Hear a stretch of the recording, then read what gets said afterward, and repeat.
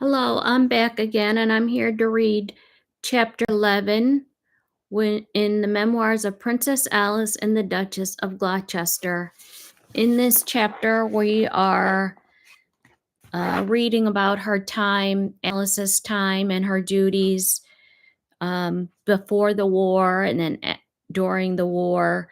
But we're also seeing the birth of Prince William, and at the end of the chapter, the birth of Prince Richard. And it's a very interesting chapter because these children were born in the 1940s. I'm going to include a picture here also of Balmoral Castle. And this castle is where they spent some of their time, and they spent a lot of time with their cousins. With time was spent with Elizabeth and Margaret, and later on, William and Richard spent their time with Princess Anne and Prince Charles when they were young, because they were all born in the 1940s. But I'm going to go ahead and get started on chapter 11. So we can read about this. It was with mixed feelings that we set off for Australia, happy to be given such an important and responsible opportunity in representing king and country, but sad to be leaving our newly acquired home so soon. The prospect of such a long and hazardous journey with two young children was a worrying one. Prince Henry and I went to London to say farewell to King and Queen, who, with Princess Marina, came to see us off at Euston Station. I'm sure that they felt as anxious for our safety as we did ourselves. The children and nurses joined the train at a siding at some remote spot between Northampton and Rugby. As far as I remember, back then there was not a house in sight. Our departure had to remain a deep secret and suspected by no one. It was a dark and foggy evening when we arrived to embark at Liverpool. Here we were met by our old friend, Lord Derby, Lord Lieutenant of Lancashire. In an invalid chair, my much-loved aunt, Nellie Sefton. They, too, had been let in on the secret. We greeted each other and then hurried to the ship. William was very excited, leading the way hand in hand with the captain, Aunt Nellie carrying Richard in a basket. Following behind, she came on board and stayed with us till the last minute. Our ship, Rimutaka, belonged to the New Zealand Steamship Company. At this time, she was the only passenger liner that had not been adapted as a troop carrier, and she was also the first to set sail for Australia and her homeland since the beginning of the war. The passengers consisted mostly of Air Force pilots who had been wounded in Australia and New Zealand, wives and the children wanting to get home. This is really interesting because this talks about their journey. They had quite a unique journey to Australia, and they had young little William and baby Prince Richard on this journey. So the journey bound to be dangerous till Gibraltar because of the continued presence of German submarines hiding around the Irish coast was not improved by heavy seas. On our second night out, Prince Henry felt seasick and retired to his cabin. And the nanny brought me William, saying that if I could take charge of him, she would be responsible for Richard, even if we had to take to the lifeboats. I told her that the ship's captain had already warned us that it would be quite pointless to take a baby in an open boat, should it come to that, because at that time of the year they would be dead from exposure within minutes. So she had that in case she would go down with the ship with Richard.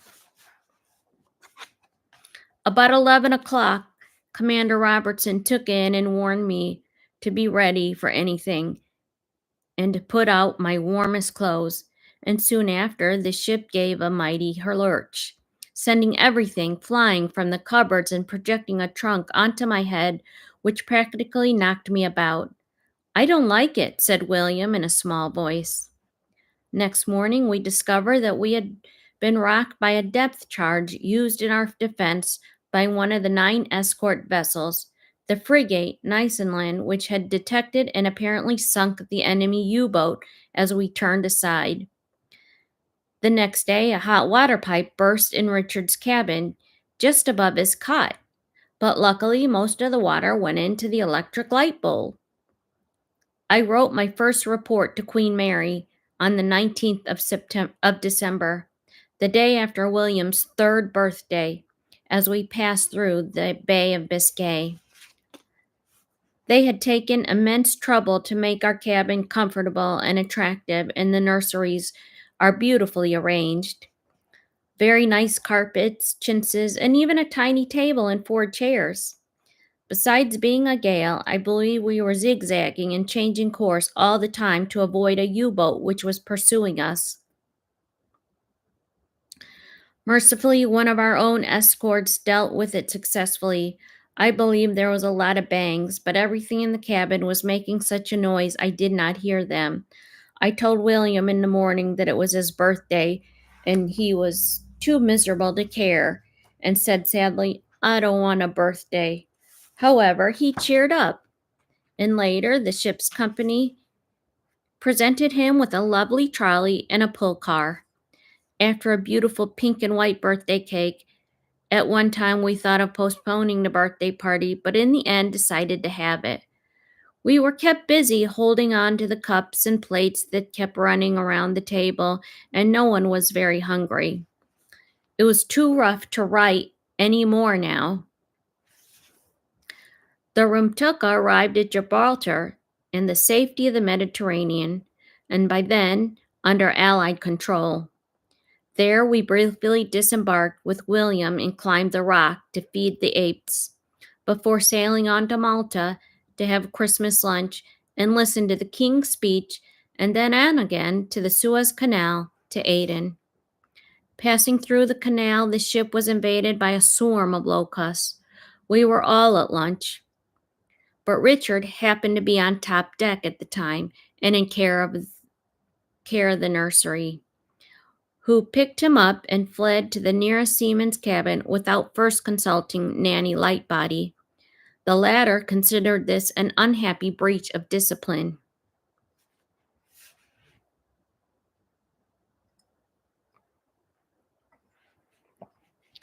We reached Aden on the 2nd of January. We approached. My maid revealed she had a nephew stationed there in the RAF. So we cabled the station commander and asked if the nephew could be given leave to meet his aunt on the quayside. However, much to her disappointment, he was nowhere near to be seen when we arrived, so we went off with some other members of the staff to local race meetings. No sooner had she gone than the nephew appeared and his surprise bumped into his brother, who turned out to be serving on one of our escort ships, the cruiser Euryalus. A steward took them to the nursery cabin where they chatted to Nana and Richard, who were almost the only passengers left aboard. Nana suggested my maid's nephew could make his way to the nursery of Government House, Colombo, which explains how, when Lady Moore, the governor's wife, came to show me the children's nursery, there was a young rating happily installed. "Do you have naval stewards?" I asked, rather surprised, as we continued our tour. "No," she replied, equally nonplussed. "I've never seen him before." However, Miss Elliot, as a result, at last met one of her nephews. In Colombo, the Moores gave a reception at which they insisted the children should be put in an appearance. William was scrubbed and brushed, duly appeared in his party best at the top of the stairs, where 2 peons, or celiones, house servants, came forward, each to take a hand. William got a rather red in the face and looked worried, but said nothing. However, When they let go of him at the foot of the staircase, he had a good look at his hands to make sure they were still the same color. One of the peons laughed and said, "The little prince does not know us black people. He thinks we are dirty." Luckily, they were much amused. Lord Mountbatten came to meet us, and he and my husband had much news to exchange. He took us with William to a lovely beach some 20 miles away where we had a bath and a picnic. Soon we were afloat in hostile waters again, this time the enemy being the Japanese. Portholes had to be blacked out and closed. Smoking cigarettes on deck was equally banned after dark. The heat in the cabins at night was so appalling the captain allowed us to sling a hammock and erect a camp bed on the bridge so that we could sleep out in open. One of the on watch got into a fright of his life when he took a tremendous tumble over us in the blackout. Things could be just as turbulent by day. I'm riding under much difficulty as everything is rolling about. The armchair with Harry inside it had just come sliding across the room together with a table of drinks and several other things, and they all seemed to have landed again at the back of my chair. Our escort dropped us as we came within a safe distance of Australia. There was a great excitement when demonstrations of Breech's boy enabled Richard's emergency supply of baby food to be slung by cable from one of the escort vessels to Rimtaka, and even more when the two destroyers and Eurypylus, with marine bands playing and dextrous, passed close by in a farewell salute. Each ship's company gave 3 cheers, and that of Eurypylus an extra one for William. The Australian Navy then took us on. Instead of waiting outside in a cool breeze before entering Sydney Harbor on the following morning, we were told to hurry in safety and berth in the dock at Woolloomooloo. A Japanese submarine had been sighted in the vicinity. There, we spent a hot and noisy night before stepping ashore at Man-o-War steps. After laying a wreath at the War Memorial, we were taken on what seemed a roundabout road to the Admiralty House. So the roundabout that we were convinced the police had done in purpose to give a better view of us to their friends. There to enjoy a cool and peaceful lunch with Sir Winston and Lady Dugan. He had been acting as Governor General since the departure of the Gowries. William was kept quiet with an orange, the first he'd ever seen. We set off after lunch for our official headquarters in Canberra, the capital.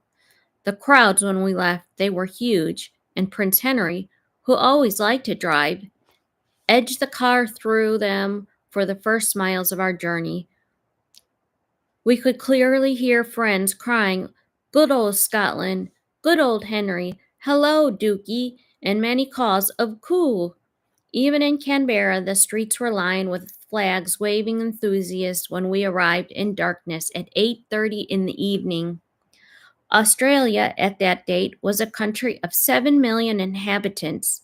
The roads were bad and dusty, with debris and broken down cars dumped anywhere and numerous dead trees that no one bothered to remove, marring the landscape. Later, I came to see the attractions of the enormous spaces and to visit the varied and beautiful countryside.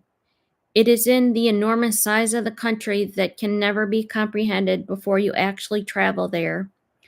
One evening, Prince Henry brought this home to us by the spreading of a map of Australia over the map of Europe, demonstrating that its landmass swallowed up, more or less, everything from Ireland to beyond Moscow. The war had caused Americans to make a lot of temporary airstrips, and this enabled us to travel the country. 67,000 miles of it, to a great extent and certainly in a shorter time than that probably anyone had ever known before. Possibly more than anyone since, too. because after we left, a lot more deserted strips reverted to their natural state of scrub and ant heaps. It's hard to believe now that Canberra was right out in the country among the sheep stations. We used to drive along the little country roads in a pony trap. Government House was 2 miles from Canberra, with a drive and some nice trees. What a change there's been since those days. Canberra is now a great city. Flyovers, subways, and innumerable houses have long since submerged the immediate countryside, where we used to ride for miles amongst the sheep and cattle. Government House, however, remains relatively unchanged, with its large gardens and long drive. Throughout the country, the dusty roads have been replaced by motorways lined with prosperous houses or immaculate verges. The little coves and the beaches stretching along the north from Sydney, where we regularly enjoyed undisturbed picnics, have now taken over by tourist hotels and villas from almost the entire length of the coast. Australia, therefore, was a sleepier, more ramshackle place in 1944, though there were already signs of the modern, dynamic country it has since become. When we arrived, the Australians were fed up with England. They could not believe what we literally did not have a man to spare to protect them against the Japanese, who they expected to invade at any moment. A sense of delusion was widespread. The Duke of Kent had been assigned the role of Governor General, but his death and the war had forced Lord Gowrie to continue in office as Governor General long past his appointed time. Through the fault of no one in particular, the residents did not meet the requirements of a more active Governor General, with a young family and a full complement of diplomatic staff. Nor did the Australian bureaucracy have much experience of dealing with the greater demands of the occasion. At Government House, Canberra, we were shocked to find the rooms virtually bare of furniture, pictures, and even light fixtures. Poor Nanny was aghast at the miserable nurseries awaiting her and the children. I wrote on 19 February, no electric kettle or Frigidaire, nothing we had asked for. They much talked of kitchenettes consisted of a covered-in bath and a minute sink, hardly big enough to wash a baby's bib, and a very small cupboard on the wall. The day nursery is rather small. It has bright yellow curtains edged with bright blue. A linoleum floor looks exactly like pressed beef with a few streaks of orange in it. There were 2 tables, much too big for the room, both with the sharpest possible points at the corner. The house seems to be full of silver fish, mice, and rats, and I am constantly removing enormous spiders and dropping them out of the window. Well, that is quite some conditions that Alice had to live on in Australia at that time. I mean, here they were, Prince and Duke and Duchess, traveling with 2 children, and the conditions were meek. The exposed position of Government House meant that there's always seemed to be a window blowing. Its temperatures could change dramatically from hot when blowing from the north to a glacial cold from the Antarctic South.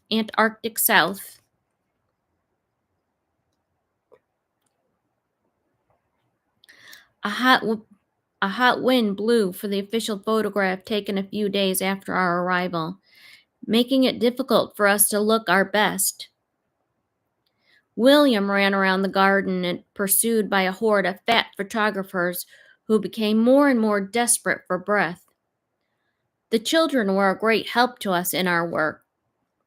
The Australians, as a nation, are very fond of children, and much of our success was undoubtedly due to the informality introduced by William and Richard. They provided a good excuse for us to invite young people to the Government House without causing any offense to civic dignitaries. When 4 Office of Work employees came to hang our pictures, they took so long, and eventually I went to investigate and found them doing somersaults in the passage with William. If wind and lack of shelter were a nuisance, so were the flies, which were everywhere because of the sheep. As a protection against them, prams had to be netted, and even the children's hats. I was also rather disconcerted by the number of poisonous snakes that were killed in the grounds during the first weeks of our occupation. This was a great worry. With William running around, not to mention the children of the chauffeur and the clerk, so on, and friends' advice, we got an Australian terrier, with a dog, nosing about everywhere, snakes made off, and also it dispensed with any need for the children to collect balls from under bushes and other places where the snakes like to lurk. They were big, shiny gray creatures. One did not see them often, though everyone assured us there were a great many of them about. Milk and honey were another problem, being of poor quality and unhygienic, so we bought our own cows. Till that time we had it boiled, which William found most distasteful. Richard could not stomach it at all and had to go to Alaska while we waited for fresh supplies of cow and gate, a commodity that proved impossible to find in Australia. He was 3 months old at the time, but the doctor advised us to feed him steak. After an exhausting day at the Lady Gowrie Club, I was alone in my sitting room reading some report or something when I heard a noise behind the sofa and ran out a huge rat and sat up, and it looked at me. I hurled the booklet at it and rushed across the room. I then decided to try and kill it and went off to get help. Some of the staff had gone to the cinema and the rest to bed. However, I got Nanny and some implements from the housemaid's cupboard, and we bravely started a hunt, but were not nearly quick enough, and the wretched things always escaped us. In the meantime, my maid had gone to Alec Robertson for help, and he and Dick Wintour came limping along with sticks in dressing gowns, and after an exciting chase, Dick killed it. The door in my sitting room is made of glass, which seems an odd idea. The rat kept trying to jump through the glass, and we could not hit it for fear of breaking the glass. Conditions were no better at the Admiralty House, the governor's residence in Sydney. Everything in the kitchen was filthy and had to be cleaned since the last in use, and most of the things fell to bits when they were used. My first letters elicited a comforting response from Queen Mary. Well, do I know that in that inevitable answer, Mr. So-and-so must be consulted wherever a government department is asked to carry out anything. The Admiralty House stands close to the famous Sydney Harbour Bridge, with a magnificent view of the water. At first, I used to wake with the start of the sound of the trains crossing the bridge, because it was exactly the same noise as that of the buzz bombs we had mercifully left behind us. Our dentist also had a wonderful view of the harbor from the windows of his surgery, with some well-kept public gardens in the foreground. Unfortunately, a group of passersby caught a glimpse of Prince Henry entering one day for an appointment, and as a result, a large crowd of women were soon assembled outside the window. They were waving to him as he sat in the chair. It really did seem a rather excessive demonstration of loyalty. Back at Camera on March the 20th, I have slightly better news. There are 2 good tennis courts here, now that we have destroyed the ant heap we found on one of them when we arrived. The rats are really dreadful. We have killed a great many, but fear not nearly enough. Even at lunchtime in the dining room, one frequently sees them. They come and throw some air conditioning, places up near the ceiling, and they have a good look at us and then disappear again. I think we're managing to get rid of some of the silverfish, though I've already found several inside photo frames.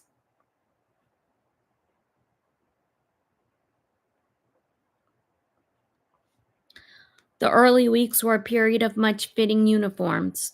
At home, my personal responsibilities largely concerned the Red Cross and the Women's Auxiliary Air Force.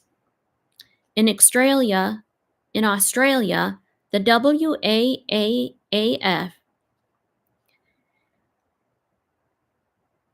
In addition, I was to be installed as Commandant-in-Chief of the Australian Women's Land Army and Honorary Colonel of the Royal Australian Army Nursing Corps.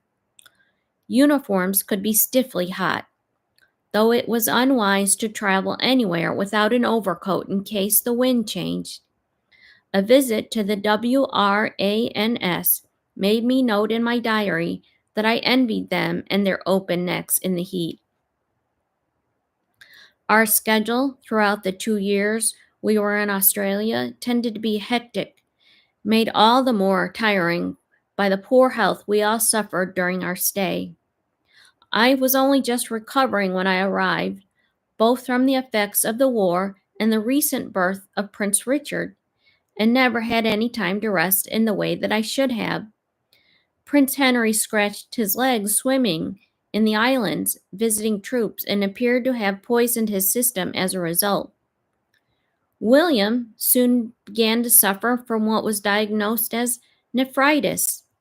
Prince Henry was in the islands. Prince Philip of Greece arrived in Sydney on naval duty and paid a call on Government House one morning. I took him to look at Prince Richard when he was in his pram, and the baby was very surprised to find a bushy red beard peering at him. I always regret that I did not think of taking a photograph of them. On April 9th, we held an investiture in Perth, a busy day, but by no means untypical. My diary reads, H took salute at a parade in Esplanade, Victory Loan March. It took 40 minutes in boiling sun. Had investiture at GH and talked afterwards with the recipients and their families. After lunch, I planted a tree in the garden of GH and had a rest and then tea, followed by visits to Anzac House. I had a great welcome and many songs, dinner at GH, and then Lord Mayor's reception in Town Hall. I confided to Queen Mary that the secretary's wife had produced somewhere various old newspaper photographs of our wedding and other occasions many years past and stuck them up on the wall. In one or two of them, I happened to be wearing the same hats as I had on that afternoon, one that I had put on several years ago and then had slightly retrimmed to take to Australia. Thinking no one here would know it wasn't brand new, I was really too unlucky.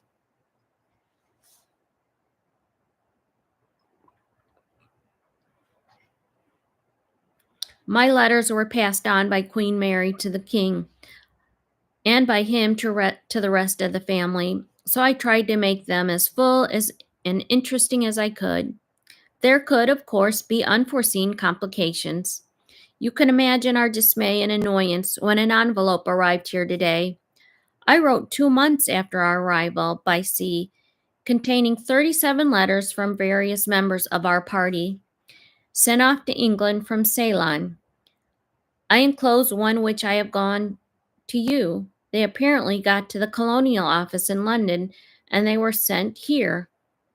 At the outset, Queen Mary had clearly hoped for an equally detailed account of our goings-on from Prince Henry, but the amount of paperwork he had already had to contend with did not leave him the time to drop her more than the occasional note as a supplement to my more lengthy correspondence. At first, she would occasionally hint that he might write more often, but soon she came to a sensible, though slightly unfairly stated conclusion that, As Harry writes so seldom, and it bores him, it would be better for you and me that we should write to each other every week. So I will do so. And if H has anything special to say, then he can write. She was, of course, also able to keep an eye on us through press reports. I have never seen in any pictures that you used some of those pretty parasols I gave you. I thought that in the great heat there would become so useful. That is why I always use one, as one feels the sun is so much less.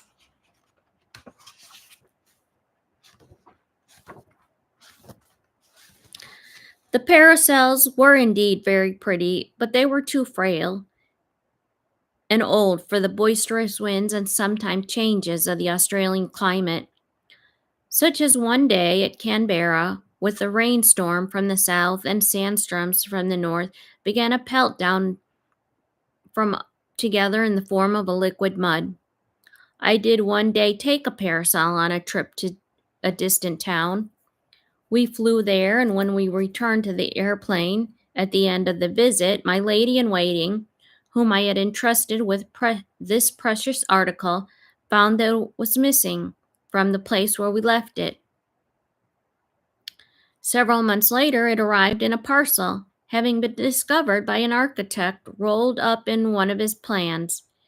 He had unwound this for some business purpose, only to reveal to the general wonderment of a Fabergé silver-handed lady's parasol. The thief had obviously been forced to hide his loot in the first available place, which, for some strange reason, happened to be in his architectural plan.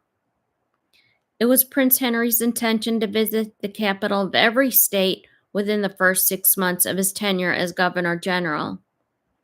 By VE Day in May 1945, he had almost fulfilled his ambition, thanks to two airplanes, a York and an Anson, being at our disposal.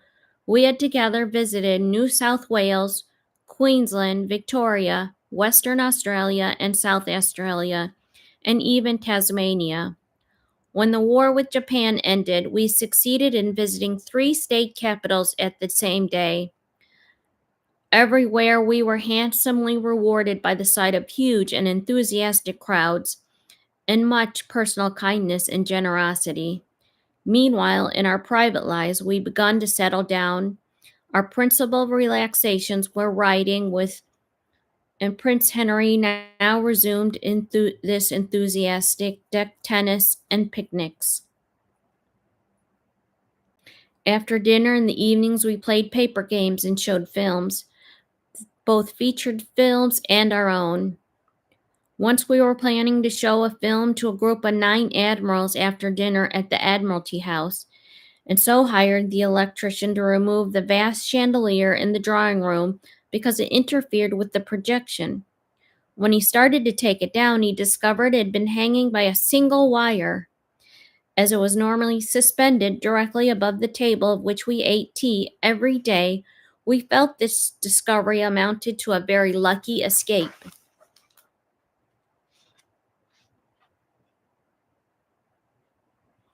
Okay. I'm going to show you a picture of this right here is Prince Richard, and he's here. He's the current Duke of Gloucester, and he's in front of the old castle at Barnwell. This was their home in North Hampshire, and this was in 1948.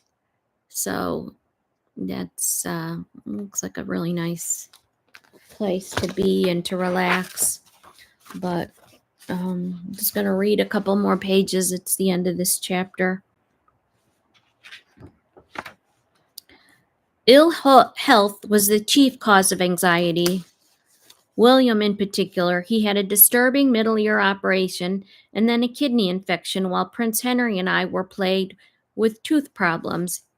Even Miss Elliot, my maid, had gone to the hospital after falling off a bicycle. Not surprisingly, however, the conclusion of the war made all personal worries seem trivial. After Thanksgiving service, to which I went in my car. I had a warm welcome from the crowds all to myself, wrote Queen Mary with obvious satisfaction, though her return to London from exile at Badminton did arouse one regret. I'm much looking forward to going home, though in some ways I shall be sorry to leave this place, especially the wooding, which I really enjoyed. Do you know we've actually cleared 111 acres in the 5 years and 8 months I've been here? One of the features of political life in Australia at this time was the number of labor disputes and strikes. One day I experienced a most bitter and frustrating consequence of this when the Sydney dockers refused to load a huge consignment of Red Cross parcels that were bound for Australian prisoners of war in Japan. I already was in uniform on the point of leaving to witness this stirring event when news came that a halt had been called, ostensibly because it was raining. My staff and I were appalled and immediately volunteered to load the ships ourselves, but were told that it would have the effect of making dockers strike everywhere else in support of their comrades in Sydney. The next day, the rain had stopped and loading resumed. I was advised not to go down to the docks because tempers were still running high, but I insisted, and after meeting some of the Red Cross people, I asked to speak to the foreman who'd authorized the strike. He was called Drake, and he turned out to be middle-aged, weather-beaten, and a gray-haired old boy. I told him how glad I was to see everything being loaded at last, and remarked what rejoicing there would be when the parcels reached the prison camps. When this did not elicit much response, I asked him if he himself had any relations who'd been imprisoned, whereupon he drew himself up and answered fiercely, "No, I am descended from Sir Francis Drake." I was taken aback, and only realized too late that he had misunderstood me and thought I was suggesting that some of his ancestors must have been some among the convicts deported to Australia in the old days. I saw later a great many of the former prisoners of war. It was not their emancipation that haunted me, so much as their suffering from cramp and even paralysis. Many of them had been tied up for so long in contorted positions that they had been crippled for life. With so many Scots settlers in Australia, it was not surprising for me to come across comforting associations with home.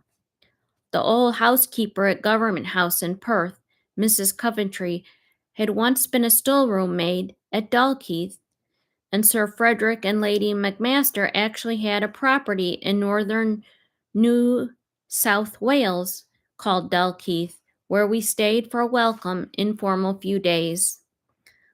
The railway lines in each state were of a different gauge, and so one had to change trains at every frontier.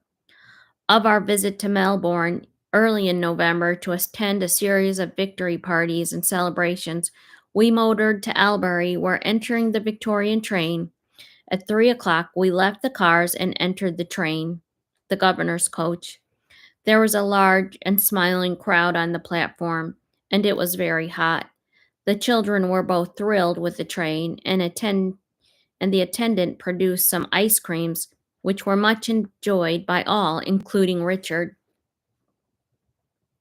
It was a slow train, and it stopped at every little station.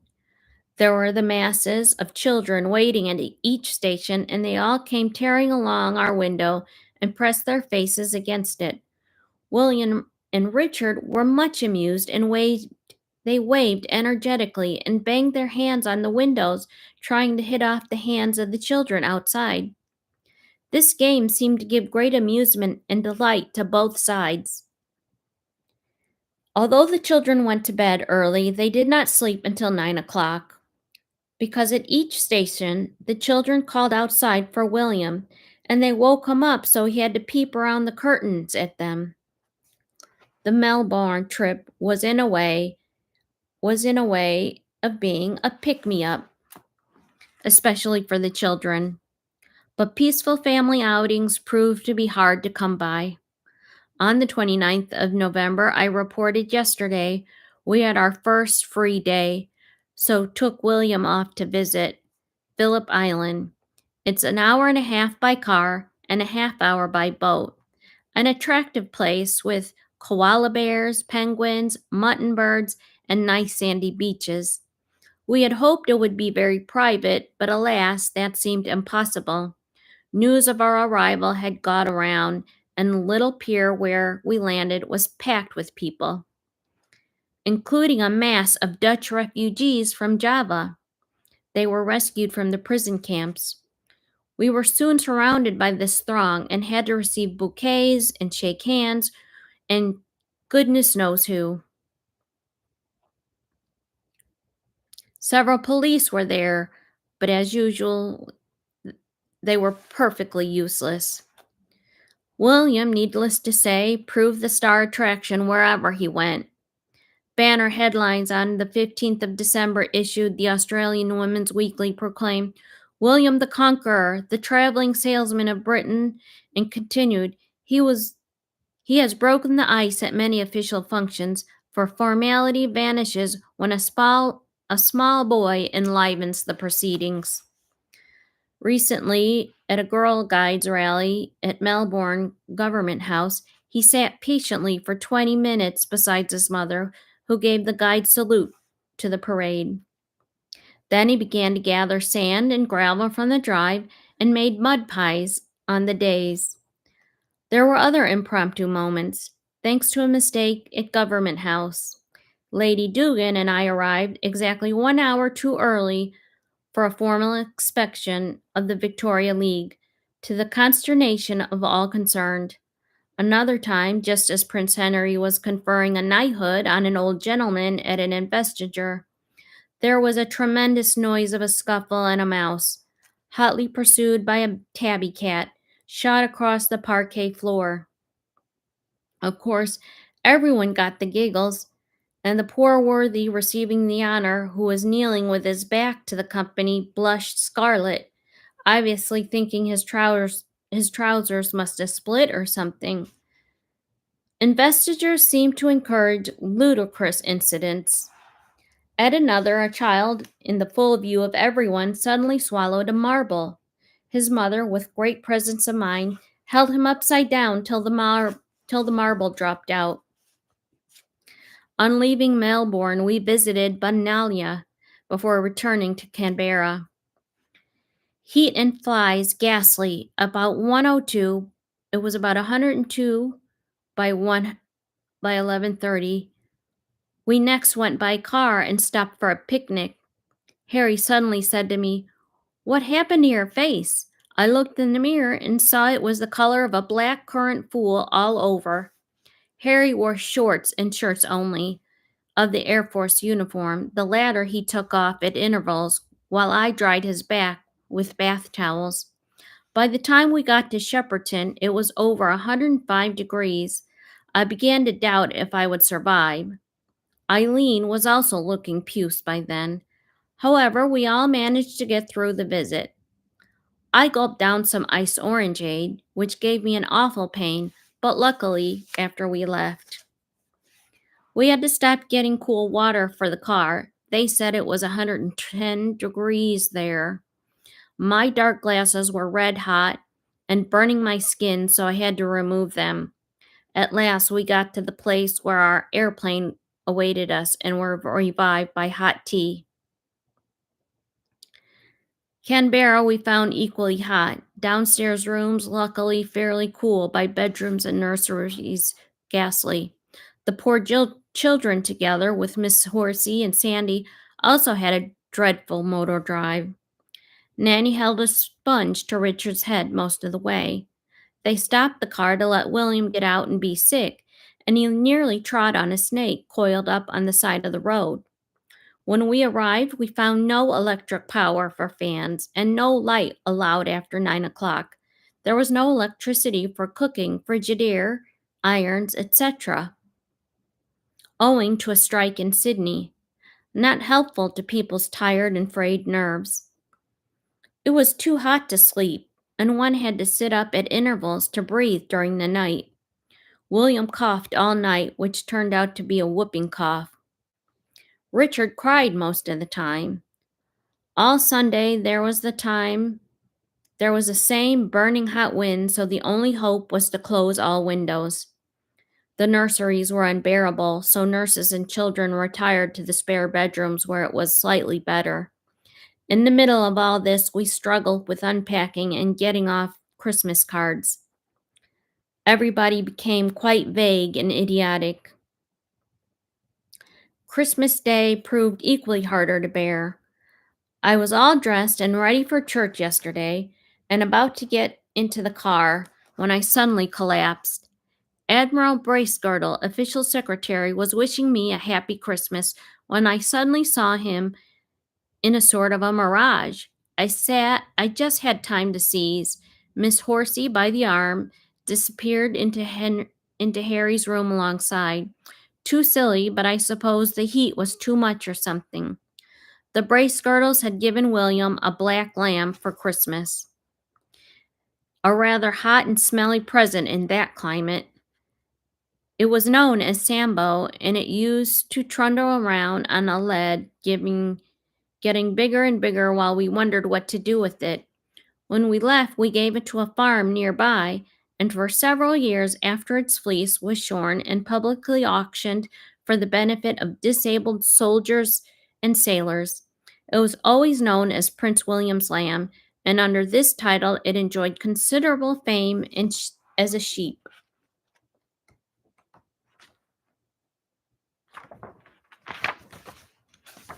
So I think I put a picture of that in one of my slideshows on my video channel, but enclosed here is like a picture of that is William and Richard in kilts. They're at the coronation. And let's see if I can display this right here. The Queen visiting Barnwell in 1939. So that was Queen Elizabeth. Prince Philip is behind her. That was 1959. So this is a picture of them. There you go. And I'm going to end it right there. And that way we can read chapter 12 in the next episode.